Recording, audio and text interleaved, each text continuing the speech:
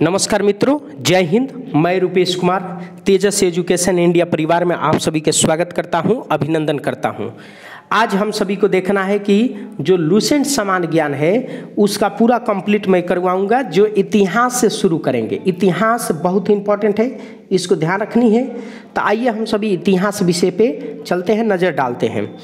भारत का इतिहास के उत्तर में हिमालय से लेकर दक्षिण में समुद्र तक फैला हुआ ये उपमहाद्वीप भारतवर्ष के नाम से ज्ञात है, जिसे महाकाव्य तथा पुराणों में इसे भारतवर्ष अर्थात भरतों का देश तथा यहाँ के निवासियों को भारतीय अर्थात भारत का संतान कहा गया।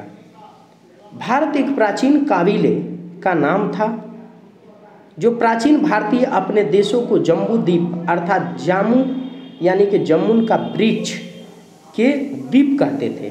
प्राचीन ईरानी ने इसे सिंधु नदी के नाम से भी जोड़ते थे, जिसे सिंधु न कहकर हिंदू कहते थे। यही नाम फिर पूरे प्राचीन में फैल गया और पूरे देश को इसी नदी के नाम से जाना जाने लगा। यूनानियों ने इसे इंडे, अरब ने इसे हिंद कहते थे। मध्यकाल में इस देश का नाम हिंदुस्तान कहा जाने लगा। यह शब्द भी फारसी शब्द है, विशेष करके ध्यान रखेंगे। अब आइए, फारसी शब्द है, हिंदू से बना है। यूनानी भाषा में इसे इंडे कहा, आधार पर अंग्रेज इसे इंडिया कहने लगे। विंध्य पर्वत श्रृंखला देश के उत्तर और दक्षिण दो भागों में बांटती है। उत्तर में इंडो यूरोपियाई परिवार की भाषाएं बोलने वाले, आपको दक्षिण में द्रविड़, आपको देखिए उत्तर में यूरोपियाई भाषा के परिवार के लोग मिलेंगे बोलने वाले, और दक्षिण में द्रविड़ भाषा के परिवार के बोलने वाले लोग की बहुमत है। इसको विशेष करके ध्यान रखेंगे। नोट, भारत की जनसंख्या का निर्माण जिन प्रमुख नस्लों के लोगों के मिश्रण से हुआ है, इस प्रकार प्रोटो ऑस्ट्रेलियाइट, पैलिथियो, मेडिटेरेनियो, कास्केडियन और निग्रो और मंगोलाइड प्रजाति के लोग मिलेंगे। भारतीय इतिहास के अध्ययन की सुविधा के लिए 3 भागों में बांटा गया। एक प्राचीन भारत, मध्यकालीन भारत, उसके बाद से आधुनिक भारत। ये 3 भागों में बांटा गया, इसको विशेष करके ध्यान रखेंगे।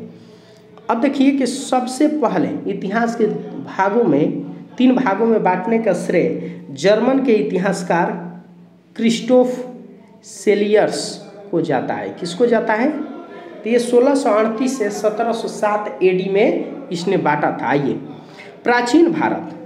प्राचीन भारतीय इतिहास का स्रोत क्या क्या है, पढ़ने का तरीका अगर ये बात करें तो प्राचीन भारतीय इतिहास के विषय में जानकारी मुख्यतः 4 स्रोतों के आधार पर। एक तो धार्मिक ग्रंथ, दूसरा ऐतिहासिक ग्रंथ, तीसरा विदेशियों का विवरण और चौथा पुरातात्विक संबंध। ये चारों को ध्यान रखना है। अब इस चारों को विशेष करके ध्यान रखें। अगर धार्मिक की बात करें, धार्मिक और ऐतिहासिक ग्रंथ से मिलने वाली महत्वपूर्ण जानकारी, भारत का सर्वप्राचीन ग्रंथ वेद है। सबसे प्राचीन ग्रंथ कौन सा? वेद है, जिसके संलग्नकर्ता महर्षि कृष्ण द्वैपायन वेद व्यास को माना जाता है। वेद व्यास इसको माना जाता है। वेद आपको वसुधैव कुटुंबकम का उपदेश देता है। भारतीय परंपरा वेदों को नृत्य तथा औषधीय से मानती है। वेद 4 है। ऋग्वेद, कौन सा? ऋग्वेद, यजुर्वेद, आपको सामवेद, आपको क्या अथर्ववेद, ये 4 वेद है। अब आइए, इसको विशेष करके ध्यान रखना है कि अगर ऋग्वेद की अगर बात करें कि ऋग्वेद तो रचनाओं के क्रमबद्ध ज्ञान के संग्रह को ऋग्वेद कहा जाता है। इसमें 10 मंडल है। कितने मंडल है ऋग्वेद में? 10 मंडल। और 1028 क्या है कि सूक्त है। 1028 क्या है कि सूक्त है। 11 सूतक संहित है। इसमें 10,400 कितना है कि 62 आपको रचनाएं हैं। इस वेद के रचनाओं के पढ़ने वाले ऋषि को आपको होत्री कहते थे। होत्री, कौन सा? होत्री कहते थे। इस वेद से आर्य को राजनीतिक प्रणाली और इतिहास एवं ईश्वर की महिमा के बारे में जानकारी मिलती है। ठीक है। विश्वामित्र द्वारा रचित ऋग्वेद तीसरे मंडल में सूर्य देवता सावित्री को समर्पित प्रसिद्ध गायत्री मंत्र है। इसके 9वें मंडल में देवता सोम का उल्लेख मिलता है। इसी का 8वां मंडल हस्त लिखित रचनाओं के खिल कहा जाता है। चतुर्थ वर्णीय समाज के कल्पना का आदि का स्रोत ऋग्वेद के 10वें, आपको क्या कि 10वें, ये विशेष करके यहाँ पर थोड़ा सा देख लेंगे, अनुसार 4 वर्णन है। एक ब्राह्मण, आपको क्षत्रिय, वैश्य और शूद्र। इसमें क्रम था मुख से, भुजाओं से, जांघों से और चरणों से। तो ये माने इसका स्रोत की इन्होंने बात कही है। हालांकि ये थोड़ा सा इसको विशेष करके ध्यान रखेंगे। अब देखिए, अगर जे ऋग्वेद के कई परिच्छेदों में प्रयुक्त अध्ययन शब्द का संबंध गाय से है। धर्म सूत्र 4 प्रमुख जातियों की स्थितियों की व्यवसायों, दायित्वों, कर्तव्यों तथा विशेषताओं को स्पष्ट विभेद करता है। ईसा पूर्व एवं ईसावी वर्तमान में प्राचीन ग्रेगोरियो कैलेंडर, ईसा कैलेंडर, जूलियस कैलेंडर, ईसाई धर्मगुरु ईसा मसीह के जन्म वर्ष माने कल्पित तो आधारित ईसा मसीह के जन्म के पहले के समय को ईसा पूर्व कहते हैं। ईसा पूर्व, आपको BC, इसको ध्यान रखेंगे, कहते हैं।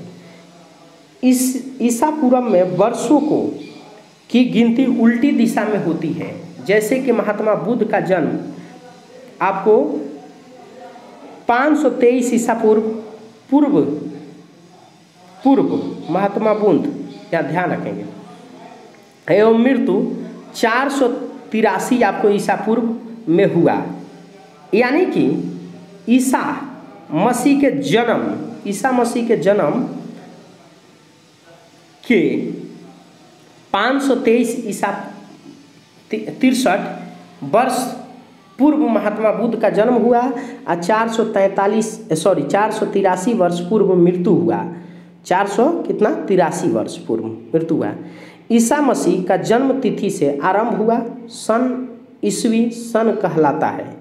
इसीलिए संक्षेप में इसे ई लिखा जाता है। इसे लैटिन भाषा के शब्द AD भी लिखा जाता है। यानी कि इसको ध्यान रखेंगे, बहुत ही इंपॉर्टेंट है। अब आइए, वामना अवतार के 3 पंगों के आख्यान के प्राचीन स्रोत ऋग्वेद में है। ऋग्वेद में इंद्र के लिए 250 और अग्नि के लिए 200 रचनाएं की गई है। अब यहाँ पर रखेंगे कि ऋग्वेद में इंद्र के लिए 250 रचनाएं और 200 रचनाएं किसके लिए? अग्नि के लिए की गई है। प्राचीन इतिहास के साधन के रूप में वैदिक साहित्य ऋग्वेद का शतपथ ब्राह्मण का स्थान है। अब आइए यहाँ पे यजुर्वेद। अगर यजुर्वेद की बात करें हम तो सस्वर्ण पाठ के लिए मंत्रों तथा बलि के समय के अनुपालन के लिए नियमों का संकलन यजुर्वेद कहलाता है। इसके पाठनकर्ता को अर्धवायु यजुर्वेद में यज्ञों के नियमों का विधि विधानों का संकलन मिलता है। इसमें बलिदान विधि का भी वर्णन है। यह एक वेद जो गद और पद दोनों है। सामवेद, साम शब्द का अर्थ होता है गान। इस वेद में मुख्यतः यज्ञों के अवसर पर गाए जाने वाले रचनाओं और मंत्रों का संलग्न है। इस पाठनकर्ता के उदारदृति कहते हैं। क्या कहते हैं? उद्धृति कहते हैं। इनका संलग्न ऋग्वेद पर आधारित है। इसे भारतीय संगीत का जनक कहा जाता है। यजुर्वेद, सामवेद किसी भी विशिष्ट ऐतिहासिक घटनाओं का वर्णन नहीं मिला है। अब आइए अथर्ववेद का विशेष करके ध्यान रखेंगे कि अथर्ववेद की अगर बात करें तो इसको विशेष करके ध्यान रखेंगे। अर्थवाद ऋषि द्वारा रचित अथर्वा ऋषि द्वारा क्या रचित। कुल 731 मंत्र तथा लगभग 6000 पग इसके मंत्र में, यहाँ पर विशेष करके ध्यान रखेंगे, कुल मंत्र ऋग्वैदिक मंत्रों से भी प्राचीनतर है।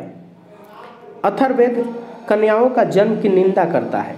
ऐतिहासिक दृष्टि से अथर्ववेद का महत्व इस बात में है कि इससे सामान्य पुरुषों के विचारों तथा अंधविश्वासों का विवरण मिलता है। अब यहाँ पर देखिए, विष्णु पुराण मौर्य वंश, मत्स्य पुराण आंध्र सातवाहन और वायु पुराण गुप्त वंश। अब देखिए, पृथ्वी सूक्त अथर्ववेद का प्रतिनिधि सूक्त का माना जाता है। इसमें मानव का जीवन के सभी पक्षों, गृह निर्माण, कृषि की उन्नति, व्यापारिक मार्गों का ग्रहण, खोज, रोग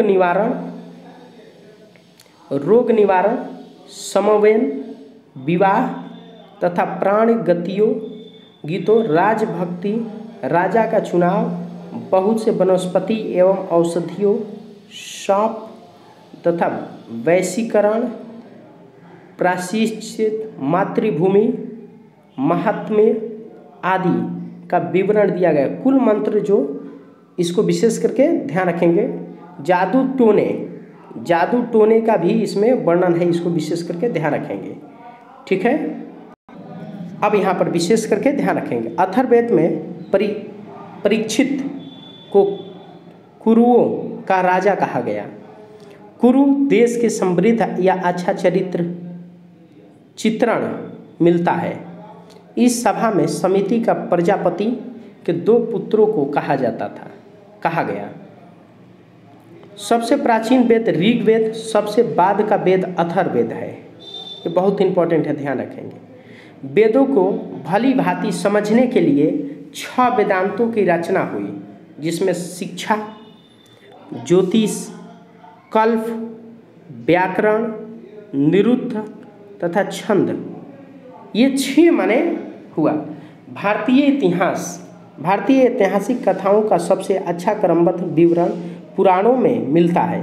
इसके रचयिता लोमहर्ष अर्थात इनके पुत्र उग्रश्रवा माने जाते हैं। इसकी संख्या कुल 18 है, जिनमें केवल 5 मत्स्य, वायु, विष्णु, ब्राह्मण, भागवत में ही राजाओं का वंशवाली पाई जाती है।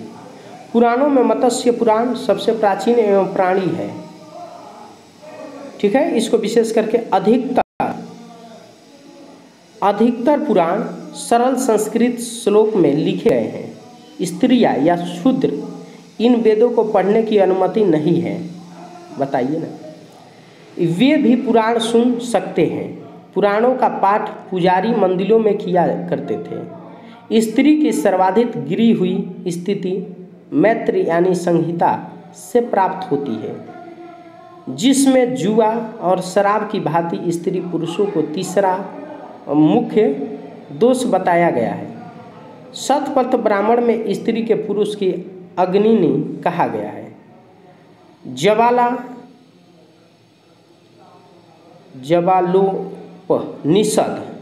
जवालोपनिषद में 4 आश्रयों का उल्लेख मिलता है। स्मृति ग्रंथों में सबसे प्राचीन और प्राणिक मनुस्मृति मानी जाती है। यह युग काल का मानक ग्रंथ है। नारद स्मृति गुप्त युग के विषय में जानकारी प्राप्त करता है। जातक वृद्धि, इसको ध्यान रखेंगे, जातक वृद्धि पूर्ण जन्म की कहानी का वर्णित है। हीनयान का प्रमुख यह ग्रंथ कथा वस्तु है, जिसे महात्मा बुद्ध के जीवन चरित्र अनेक कथनों के साथ वर्णन है। अब जैन साहित्य के आगमन कहा जाता है कि जैन धर्म का प्रारंभिक इतिहास कल्प सूत्र में ज्ञात होता है। जैन ग्रंथ भागवती सूत्रों में महावीर जीवन कृतियों तथा अन्य समकालीनों के साथ उनके संबंधों का विवरण मिलता है। इसको विशेष करके ध्यान रखेंगे। अब नेक्स्ट हम सभी अगला वीडियो में देखेंगे। जय हिंद, जय भारत।